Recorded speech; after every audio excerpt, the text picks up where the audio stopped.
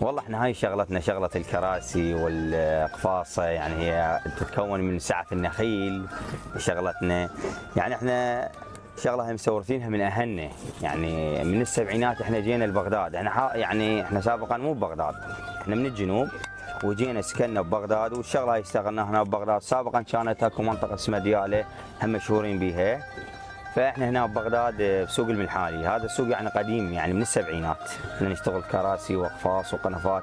بذاك الزمن كانت الاسره هسه شويه تعرف الاستيراد اثر علينا، اثر بهواي شغلات، بس بالقوه كقوه يعني مثل ما نقول جربت الناس القنفات والكراسي، فرجعت الناس للكراسي لان هاي شغلتنا قويه. احنا الحمد لله واشكر احنا اولادنا هم، يعني انا اشتغلت ويا عمي تعلمت، خالي يشتغل بيها، يعني احنا اولادنا هسه انا ولد اخوي ابن اخوي هم يشتغل ويانا، يعني هم تقريبا استاذ بس هو بالدراسه، يعني بايام الدراسه يجي لي جاي يتركها مثل ما نقول من يرجع العام الدراسي. احنا شغلتنا محافظين عليها، لا تدخل بيها آلة كهربائيه، احنا محافظين عليها كودن سنب وسكينه وساطر، ما تدخل بيها دريل.